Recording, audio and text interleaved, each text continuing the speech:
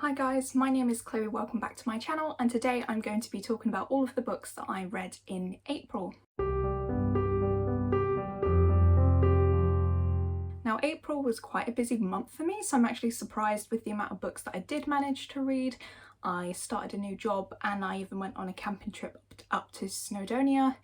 So I was very pleased that I still managed to read 6 books. So yeah, it was a whole mix of things really. I think this month I read quite a lot of audio books and ebooks just because I was busy a lot of the time, but there are a couple of physical reads on here.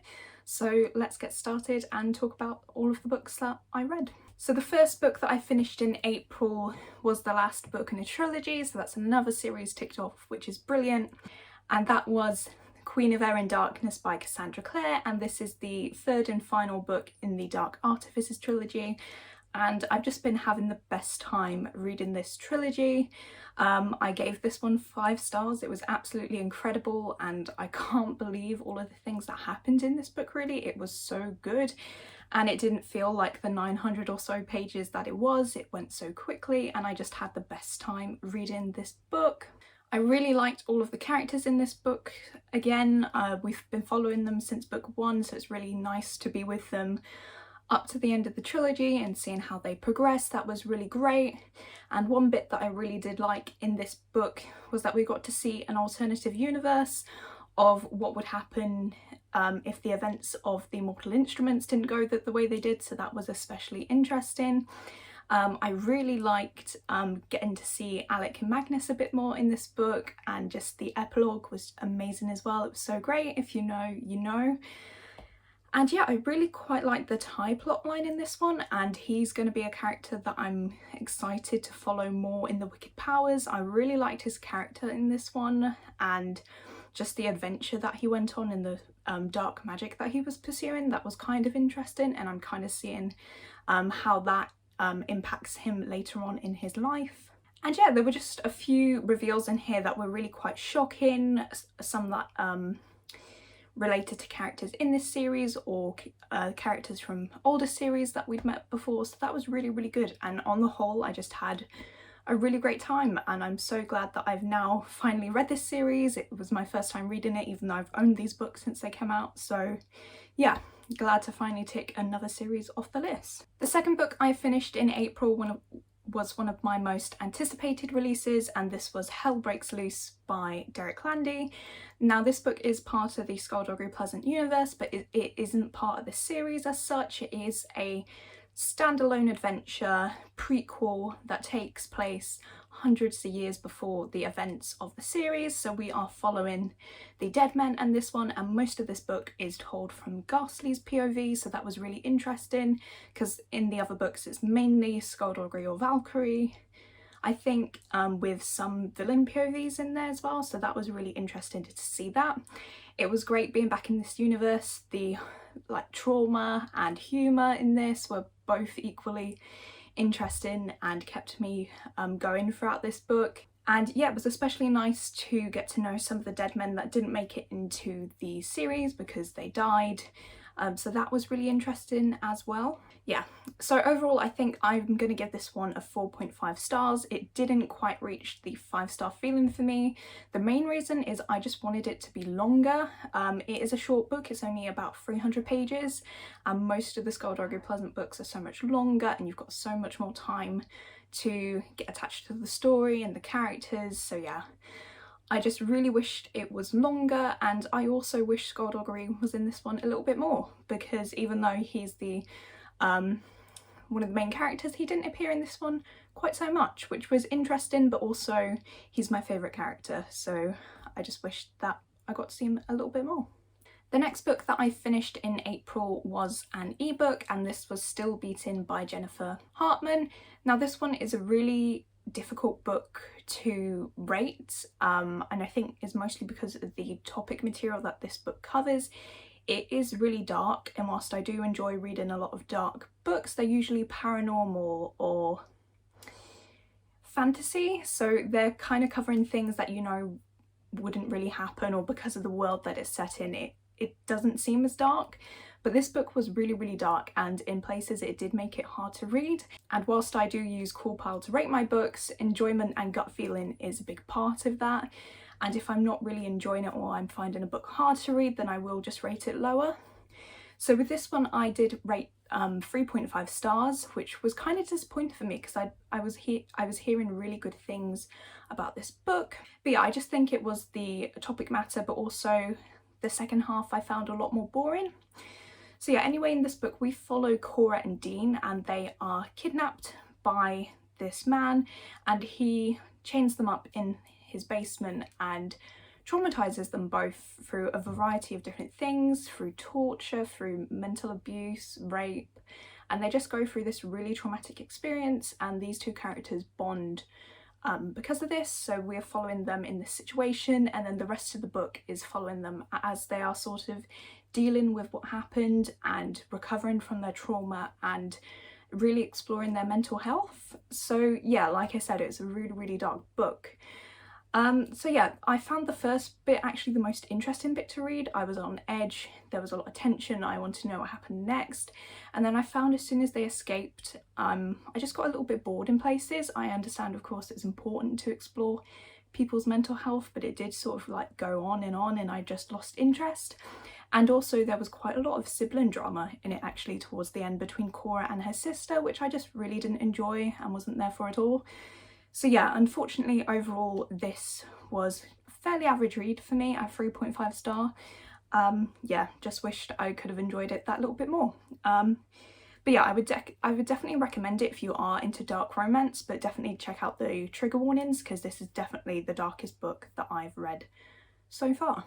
The next book that I finished in April was another 5-star read, and this was Daisy Darker by Alice Feeney, and this one I actually listened to the audiobook on YouTube because it was available when I wanted to listen to it, so I'd highly recommend it if it's still available for free because it's a fantastic book. I might be slightly biased because this is Anne and Then There Were None retelling, which is my favourite book by Agatha Christie. I just love that story so much. But in this one we are following Daisy and her family, and they are coming together at Seaglass for their grandma's 80th birthday. So they're on this house on an island, and they are trapped there overnight because the tide comes in and there's no way to get to the other side. And this one was really interesting. So they're there celebrating their grandma's 80th birthday, and it's very clear that this family is very dysfunctional. There's a lot of hatred towards each other in the family, but also little disputes and things. So it was really interesting to explore the family dynamic. But also people start turning up dead, and so they are faced with the fact that there is a killer on the island with them, and they've got to work out who it is. So yeah, just a really great time, and I would highly recommend it. It was a very fast read. Yeah, I was just gripped from start to finish with this one. I just wanted to know what was going to happen next, who was going to die next. I was really just invested the whole way through, and it was a really easy listen, and the narrator for the audio book was amazing as well. I also really liked the atmosphere that this book had. It definitely made it feel really tense and almost like a gritty, stormy seaside scene. That was just all the more interesting. And this one was really interesting as well because, like with the original book, there are poems in this one, but not just one, there's more than one, based on each family member. So it was really interesting when you got to hear the poem about the next family member. That was really interesting. And also there was this element with family footage videotapes as well, and that's how they learnt more about each other during the house, so that was really interesting as well.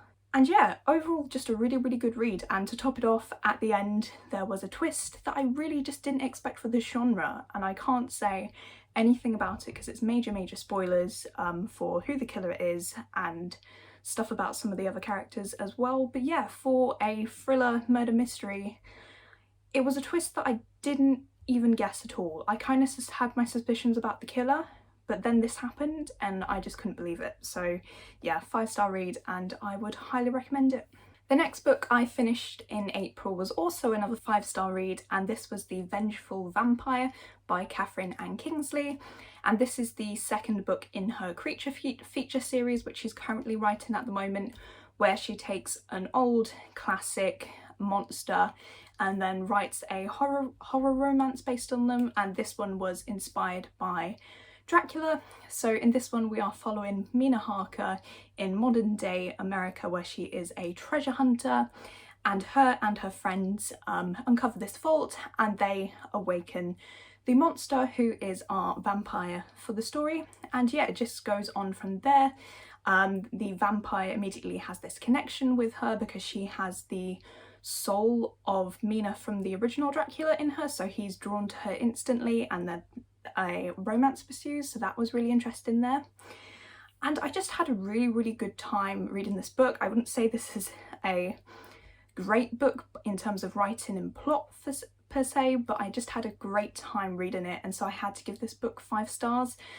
With the other one, The Forgotten Phantom, I think I only gave that one 4, but I really enjoyed the original. I loved the book and even the musical as well, whereas this one I think I only rated Dracula 3 stars. It was quite long and I found it kind of hard to get through in places, so it was really nice to read this and just see some of the characters again inspired by the old characters and just have a great time reading it. That was really good. And I also loved how gory this story was in places, and yeah, it really does deliver on the horror romance, because whilst you have the romance side of things, you also have some really gory and gritty scenes that come up throughout the book as well. So yeah, I can't wait for the next one. I can't remember which story she's doing next or when it's released, but when it is, I will be reading it. And the last book that I finished in April was unfortunately a little bit of a disappointment for me, and this was Caraval by Stephanie Garber. And overall, I found this one just kind of average. I'm rating this one 3.5 stars. I really wanted to give this one more because I just heard so many good things about this series, and also its following series, which has come out more recently. So yeah, a little bit of a disappointment, but I still enjoyed it and I'm interested to see where this series goes next. So yeah, this book definitely has a lot of potential. I really enjoyed the atmosphere and the magic in this book. It was so intriguing, and like I said, I can't wait to see how that expands in the last 2 books of the trilogy. That's going to be really interesting. One of the biggest drawbacks for me with this book was it did read kind of young, which I don't know if I would have noticed if I'd read it a few years ago, but now after reading YA, where it has branched out quite a lot, it does read kind of young to me. Whilst I didn't find that irritating or annoying, it's just something that I noticed, and yeah, just made it slightly less enjoyable for me. And then the other reasons come down to our main characters. So Scarlet, I just didn't really find her that interesting as a main character. I really loved her dresses and anything that happened to those, but as a character herself, I just thought she was fairly average, like middle of the road. And then the her love interest, so the romance that goes on here, I just wasn't invested in. For some reason I just couldn't get behind it. Saying that, there are some characters that I do want to know more about and were really interesting.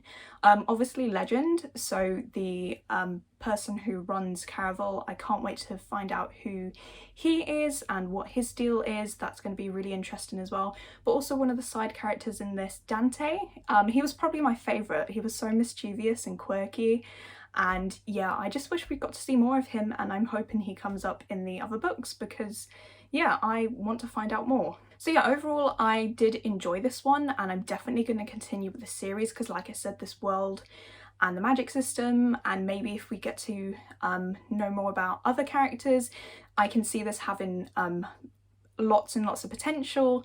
And yeah, I'm excited to finish the rest of this series and get to Once Upon a Broken Heart. Especially since I think it's been a few years since this was released and Once Upon a Broken Heart was released, so maybe the writing's changed as well since then, so that would be great too. But yeah, overall a slight disappointment, but I still enjoyed it and I really want to check out the rest of the series. So that was it. Those were all of the books I read in April. Let me know down below if you've read any of these books and what did you think. But in the meantime, I hope you are enjoying your current read, and I will see you in the next one. Bye!